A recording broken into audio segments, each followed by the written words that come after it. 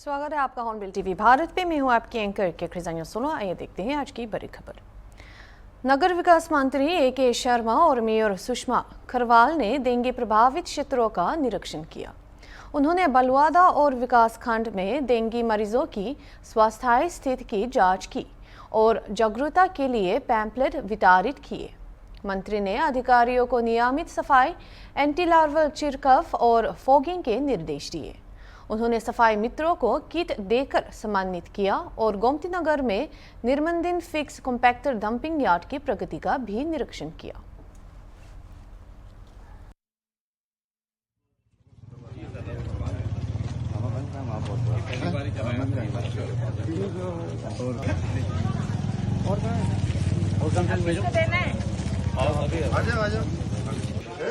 ठीक है ना, एकदम बढ़िया।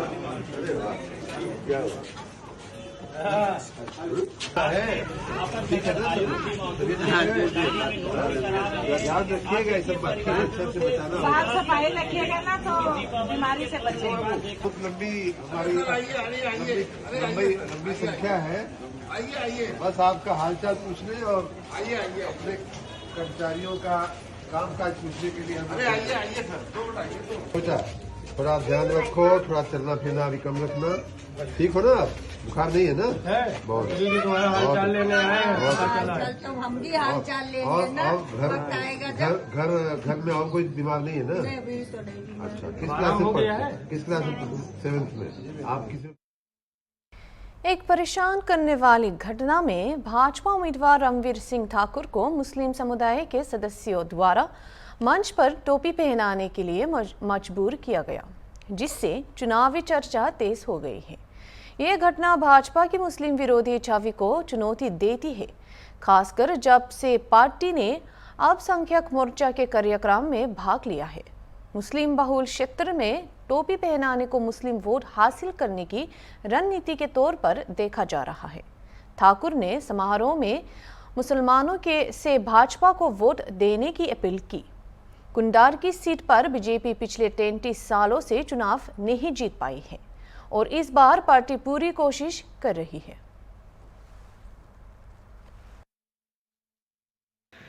नेताजी, नवाब होटल में आपने एक सभा को संबोधित किया है। उपचुनाव चल रहा है, भारतीय जनता पार्टी से आप प्रत्याशी हैं। किस तरह का जनता का प्यार मिल रहा है और क्या लोगों से अपील की है सभा के माध्यम से आपने? देखिए, चुनाव नज़दीक आ चुका है। एक क्षेत्र के ब्लॉक मोटा पांडे के और जो सदर ब्लॉक में 4 गांव लगते हैं उसके, और जो भोजपुर गांव भगतपुर गांव ब्लॉक में गांव लगते हैं उसके लोगों ने एक सामूहिक बैठक रखी थी। संख्या बल आप देख ही रहे होंगे, हजारों की संख्या में लोग थे और ये लोग की वोटर थे, ये कोई आम पब्लिक नहीं थी। तो इन्हीं लोगों ने मुझे बुलाया, मैंने किसी को इकट्ठा नहीं किया, ये सब स्वयं इकट्ठे हुए, अपने आप इकट्ठे हुए और इन्होंने मुझे आमंत्रित किया। और जो सपा सरकार में बसपा में जो जास्तियाँ यहाँ के लोकल लीडरों ने इनके साथ उन जानकारियों को तमाम वक्ताओं ने याद दिलाया और जब उन जानकारियों को इन्हें याद दिलाया, उन जुर्मों को जब याद दिलाया तो लोगों ने भावुक हो गए लोग और हर आदमी के चेहरे पे खुशी थी, कोई मजबूरी नहीं थी। आपके सामने हमें पूछा ना कि आप अपनी मर्जी से हो या किसी की बुलाने पे हो या किसी की व्यस्तता से हो। कल को लोग कहने लगे कि साहब ये तो सरकार ने लोगों को इकट्ठा कर लिया, सरकार के दबाव में लोग आ गए। तो पूछा था ना, पूछा था तो कोई सरकार के दबाव में नहीं आया, अपनी मर्जी से लोग आए और उन्होंने हमारे साथ अपना यकीन, अपना भरोसा हमें दिलाया है और हम उनका स्वागत करते हैं, इस्तकबाल करते हैं। ये जो सीट है, ये जो चुनाव है, भारतीय जनता पार्टी यहाँ से विजय श्री प्राप्त करेगी और उत्तर प्रदेश के साथ साथ देश में अपना रिकॉर्ड स्थापित करेगी। नेताजी, सपा के प्रत्याशी हैं हाजी रिजवान, लगातार प्रशासन पर आरोप लगा रहे हैं। कितनी सच्चाई है उनके आरोपों में कि जो वीडियो वायरल कर रहे हैं अपने सोशल मीडिया अकाउंट से? वो जो वीडियो वायरल कर रहे हैं, आप लोग ही इनकी वीडियो बना रहे हो, आप लोग ही वायरल करा रहे हो, पत्रकार बंधु ये सब। तो मेरा कहना यह है कि जो आज का ये कार्यक्रम मुस्लिम भाइयों ने रखा है, ये उस वीडियो का और उन आरोपों का जवाब है। अपने आप ही जवाब आपको है और उन्हें भी मिल जाएगा। आप लोग वो उसके काउंटर में इस कार्यक्रम को भेजें और उन्हें उनका जवाब मिल जाएगा। जो मुस्लिम कह रहे हैं या मुस्लिम समाज के लोगों के जाके आप इंटरव्यू लें अलग अलग, उनका जवाब वो आपको दे देंगे। एक महत्वपूर्ण सवाल है नेताजी, जिस तरीके से लोगों में एक वहम और डर बैठा हुआ है कि भारतीय जनता पार्टी के प्रत्याशी या प्रशासन वोट नहीं पड़ने देगा मुस्लिम समाज के, तो इस सवाल पर क्या कहना चाहेंगे लोगों के जो भ्रम दिल में डर बना हुआ है? भारतीय जनता पार्टी ये देश हित की पार्टी है, अनुशासन में रह के काम करती है। चुनाव आयोग के नियमों का पालन करने वाले हम लोग हैं। जो चुनाव आयोग की गाइडलाइन है उसके अनुसार चुनाव होगा। और अगर कोई ये कोशिश करेगा कि झगड़ा कर लिया जाए, तो सपा में कर लेते थे, बूथ कैप्चर कर लेते थे, जहाँ 100% जिन बूथों में मुस्लिम हैं, ऐसे 200 सवा 200 बूथ से ज़्यादा हैं, तो उन्हें ये करने नहीं दिया जाएगा। शांतिपूर्ण ढंग से चुनाव होगा। कोई जो है वहाँ पर बूथ कैप्चरिंग वगैरह नहीं कर पाएगा। इसलिए ये इस तरह की बसीरगंज चौराहे पर एक सब इंस्पेक्टर ने 2 जुड़वा भाइयों के साथ मारपीट की, जिसके बाद उन्होंने नगर कोतवाली में शिकायत दर्ज करा के कार्रवाई की मांग की। दोनों भाई दिवाली मनाने जा रहे थे, तभी थाना प्रभारी हरिकेश सिंह के गाड़ी और वाहन की टक्कर से विवाद हो गया। टकराव के जवाब में अधिकारी ने उन पर हमला किया और इस घटना को वीडियो पर कैद किया गया, जो तब से सोशल मीडिया पर वायरल हो गया है। कुछ गुप्ता, मैं आर्यावर्त बैंक में शाखा प्रबंधक के पद पे कार्यरत हूँ। कहाँ रहते हैं? मैं बशीरगंज बहराइच में। आपके साथ कल एक मारपीट की वारदात हुई है कुछ लोगों द्वारा, कौन थे ये लोग, क्या बताना चाहिए? दोपहर में 3 बजे मैं और मेरा भाई लव गुप्ता, जो भारतीय विमान प्राधिकरण में मैनेजर सिविल के पद पे कार्यरत हैं, हम दोनों लोग दीपावली की खरीदारी के लिए घंटाघर की तरफ जा रहे थे। रास्ते में बशीरगंज चौराहे पे यादव मिष्ठान भंडार के सामने एक कार जो थी उसमें पूरी ब्लैक फिल्म लगी हुई थी, UP 32 LZ 2699, वो हमारी गाड़ी के बुलेट के आगे चल रही थी। उसने बिना किसी हॉर्न के या बिना कोई इंडिकेशन के गाड़ी बैक करना स्टार्ट कर दिया। गाड़ी बैक करने पे उसकी गाड़ी मेरी बाइक के ऊपर चढ़ने लगी। मेरी बाइक का पहिया तिरछा हो गया, तो मैंने गाड़ी उसकी ठोक कर उसको रोकने का प्रयास किया। मेरे भाई ने भी उतर के गाड़ी को ठोक कर गाड़ी रोकने का प्रयास किया।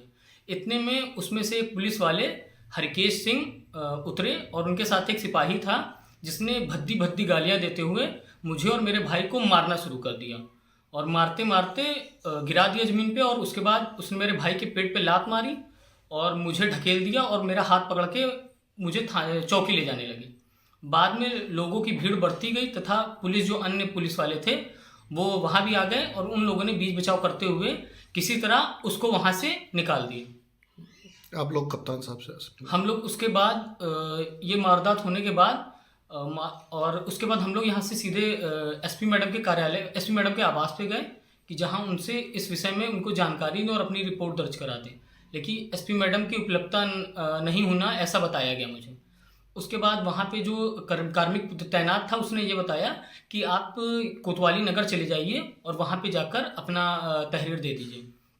कोतवाली नगर जाने पर हमें वहाँ पे उनको बुलाया गया तथा बशीरगंज चौकी इंचार्ज और कई पुलिस वालों ने बुलाया और वो किसी तरह मामले को रफा दफा करने का पूरा प्रयास करते रहे कि आप द्वारा किसी तरह। वहाँ भी हरकेश सिंह मौजूद थे तथा उनके द्वारा झूठी बयानबाजी और अपना आपे से बाहर आने का निरंतर प्रयास किया गया और फिर दबाव बनाने का कि मामले को रजिस्टर ना किया जाए, इसका दबाव बनाने का वहाँ भी पूरा प्रयास किया गया पुलिस वालों की मौजूदगी में। अब आप क्या चाहते हैं? अब हम चाहते हैं कि इस पे अधिकारियों द्वारा, उच्च अधिकारियों द्वारा उनके सख्त से सख्त कार्यवाही की जाए, ताकि आम जनमानस को, अगर पुलिस वाले जो रक्षक हैं वो इस तरह मार पीट के, और जो पुलिस की जो सुशासन का संकल्प सरकार द्वारा लिया गया है, अगर इस स्थिति में सुशासन की ये हालत है तो फिर आम नागरिक, मैं तो एक अच्छे पोस्ट पे हूँ, मेरा भाई एक अच्छे ऑफिसर की पोस्ट पे पोस्टेड है, लेकिन आम नागरिक पुलिस के लिए क्या जवाबदेही है, इसका आप निर्धारण करेंगे। कैसे आगे, कैसे कोई जनरल आदमी पुलिस के पास क्या लेकर पहुंचे। और पुलिस का ये रवैया है कि बिना किसी बात के पब्लिक को मार के और बेहाल कर दिया जाए। भाई दूज के अवसर पर मुरादाबाद में बहनें जिला कारागार में अपने भाइयों से तिलक कराने के लिए पहुंची। जेल प्रशासन ने बढ़ती भीड़ को देखते हुए विशेष मुलाकात की व्यवस्था की, जबकि रविवार को आमतौर पर मुलाकात नहीं होती। मुरादाबाद, बिजनौर, अमरोहा और संभाल की बहनें अपने भाइयों से मिलने आई। अब तक 600 बहनें मिल चुकी है और वो जेल प्रशासन की व्यवस्थाओं से संतुष्ट है। जो भी बहनें अपने बंदी भाइयों से मिलने के लिए कारागार में आ रहे हैं, उनको किसी भी तरह की कारागार प्रशासन द्वारा कोई भी परेशानी न होने पाए, इस बात का पूरा ध्यान रखा गया है। और कोशिश यही की गई है कि जब तक बहनें आती रहेंगी, उनकी मुलाकात जो है उनके भाइयों से कराई जाएगी, चाहे उसमें कोई टाइम लिमिट नहीं रखी गई है। आज के दिन चूँकि रविवार का दिन है, हमारी मुलाकात बंद रहती है, लेकिन शासन द्वारा निर्देश दिया गया, उसी निर्देशानुसार जो है आज भाई दूज के दिन में स्पेशल मुलाकात बहनों की उनके भाइयों से कराई जा रही है। और उनकी व्यवस्थाएं, उनके बैठने की जगह, उनके खाने नाश्ते की, पानी की सारी व्यवस्थाएं उनके लिए किया गया है कि वो अपनी बारी का इंतज़ार करें। जैसे उनकी बारी आएगी, उनकी मुलाकात उनके भाइयों से करा दी जाएगी। तो सुबह कब से मुलाकात शुरू हो गई है? सुबह 8 बजे से हमने मुलाकात चालू कर दिया है। अब तक करीब 600 से ज़्यादा जो है महिला बहनें मुलाकात कर चुकी हैं और ये संख्या निरंतर अभी बढ़ती जा रही है। जब तक कि बहनें आती रहेंगी, ये मुलाकात चलती रहेगी। तो कैदियों के लिए आज कुछ अलग से खाने पीने के इंतजाम किए गए हैं? जी, कैदियों के लिए तो त्यौहार को देखते हुए दिवाली की व्यवस्था की गई थी, उनको खीर पूड़ी खिलाई गई थी, दी गई थी। भाई दूज में चूँकि मैनुअल के अनुसार ऐसा कुछ स्पेशल भोजन का प्रावधान नहीं है, लेकिन फिर भी आज का भोजन उनके लिए स्पेशल रूप से मैं जो है अपनी तरफ से बनवा रहा हूँ। जिलाधिकारी अरविंद कुमार वर्मा ने कलेक्टोरेट में विभिन्न शाखाओं के मुख्य लिपिकों और सहायकों के साथ बैठक कर कई महत्वपूर्ण दिशा निर्देश किए। उन्होंने आगमन, इशू, कैश और लीफ रजिस्टर सहित सभी रजिस्टरों को अपडेट रखने की ज़रूरत पर जोर दिया। जिला मजिस्ट्रेट ने सेवा निवृत्ति लाभ, विभागीय अनुशासन, मार्ग कार्रवाइयों और सार्वजनिक शिकायतों से संबंधित मामलों की भी समीक्षा की।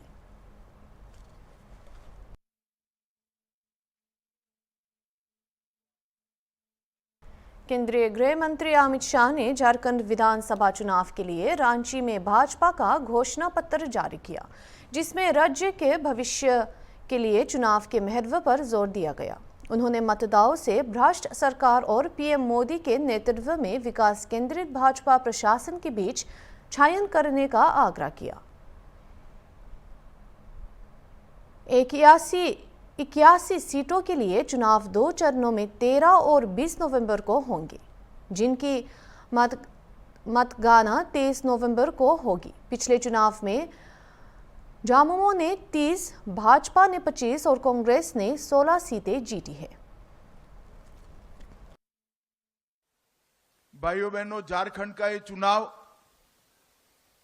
न केवल सरकार बदलने का चुनाव है, झारखंड का ये चुनाव झारखंड का भविष्य सुनिश्चित करने का चुनाव है। झारखंड की महान जनता ने तय करना है कि आकंठ भ्रष्टाचार में डूबी हुई सरकार चाहिए या विकास के रास्ते पर मोदी जी के नेतृत्व में चलती हुई भाजपा सरकार चाहिए।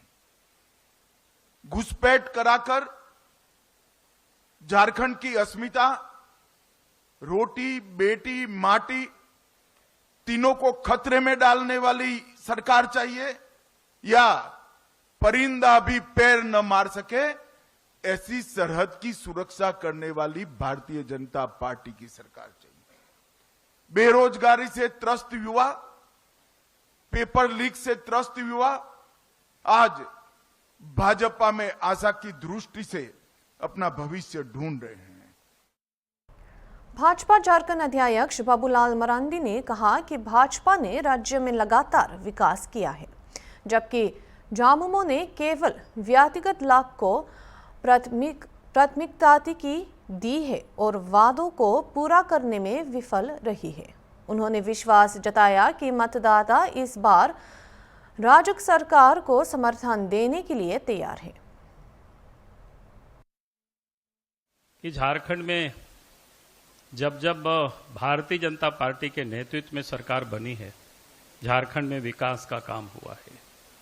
चाहे गांवों का विकास हो, चाहे वो आदिवासियों का हो, दलितों का हो, पिछड़ों का हो, यानी समग्र झारखंड वासियों का अगर विकास हुआ है तो भारतीय जनता पार्टी और एनडीए गठबंधन की सरकार जब जब बनी है तब ये विकास का काम हुआ है। और जब जब झारखंड मुक्ति मोर्चा, कांग्रेस और राष्ट्रीय जनता दल के नेतृत्व में सरकार बनी है, झारखंड का तो विकास नहीं हुआ, अपनों का ही लोगों ने विकास किया, अपना परिवार का ही लोगों ने विकास किया है। और इसलिए अगर हम कहें कि पूरे 5 वर्षों तक आज भी हेमंत सोरेन के नेतृत्व में झारखंड मुक्ति मोर्चा, कांग्रेस और राष्ट्रीय जनता दल की सरकार चल रही है, ये 5 वर्षों तक ये लोगों ने झारखंड को लूटा भी है और झारखंड वासियों को ये लोगों ने ठगा भी है। एक भी उन्होंने कोई काम ऐसा वादा किया उन्होंने पूरा नहीं किया और झारखंड को इस प्रकार से लूटा, चाहे बालू हो, चाहे पत्थर हो, चाहे ये लोहा हो, चाहे कोयला हो, चारों तरफ लूट ही लूट अपनी तिजोरी को भरते रहा है। अब झारखंड में लॉ एंड ऑर्डर भी इन 5 वर्षों में पूरी तरह से बिगड़ा है। आज यहाँ पर माँ बहनें कहीं की भी कोई सुरक्षित नहीं है, आए दिन हत्या, चोरी, डकैती ये सब हो रही है। यानी आज जिस पुलिस का काम हुआ करता था कि अपराधियों को पकड़ना, लेकिन आज उनको भी ये टूल्स की तरह उपयोग करते हैं, वसूली में लगा रखे। इस कारण से आज झारखंड की जो कानून व्यवस्था है पूरी तरह से यह बिगड़ा हुआ है। और आज मैं कह सकता हूं कि भारतीय जनता पार्टी की तरफ झारखंड की जनता आज देख रही है, क्योंकि झारखंड की जनता, झारखंड में भारतीय जनता पार्टी ने अलग झारखंड राज्य को भी बनाया, झारखंड को भी संवारा है और आगे भी झारखंड को संवारेगी। और मैं आज एक विश्वास के साथ कह सकता हूं कि इस बार झारखंड की जनता ने मन बना चुकी है कि अब झारखंड में भारतीय जनता पार्टी के नेतृत्व में एनडीए गठबंधन की सरकार बने और चारों तरफ झारखंड में अब इश्क के माहौल है। भाजपा के सहयोगी निषेध पार्टी के पूर्व जिला अध्यक्ष महेश कुमार रायकवार को कथित तौर पर जान से मारने की धमकी मिली है। पत्र कथित तौर पर दरवाजे पर छोड़ दिया गया था। रायकौर के कोतवाली पहुंचकर लिखित आवेदन देकर धमकी देने वालों के खिलाफ कानूनी कार्रवाई की मांग की। रायकवर कुलाफत कोतवाली क्षेत्र के मुधारी गांव का रहने वाला बताया जा रहा है।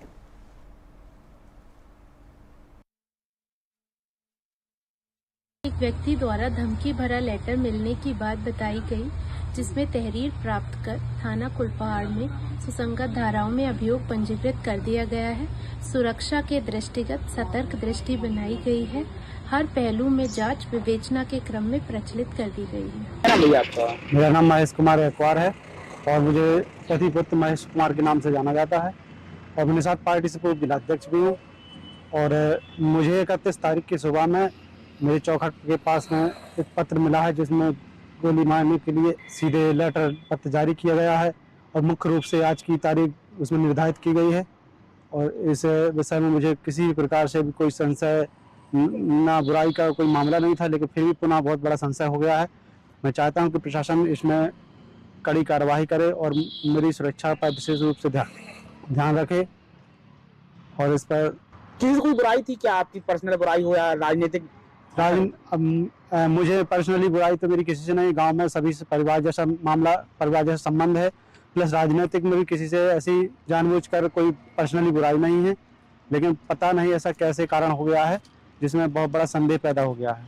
किसी पर कोई शक है क्या आपको? अभी तो फिलहाल मैं कुछ नहीं कह पा रहा हूँ, क्योंकि 31 तारीख से मैंने कल भी पूरे दिन इस विषय में जानकारी की है, संदेह रूप में कि गुप्त रूप में कोई जानकारी प्राप्त हो सके, मोहल्ले में भी, गाँव में भी, लेकिन हैंड राइटिंग को समझ नहीं पा रहा हूँ और एक किसकी चाल है, लेकिन कोई ना कोई बड़ी अनहोनी होने की शंका है, जिसमें पूर्ण रूप से संदेश दिया गया है।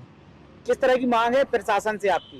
प्रशासन इसमें मेरी सुरक्षा पर विशेष ध्यान दे, क्योंकि आजकल छोटी छोटी बातों पर घटना देखने को मिल रही क्षेत्र में और मेरे साथ भी ऐसा हो सकता है।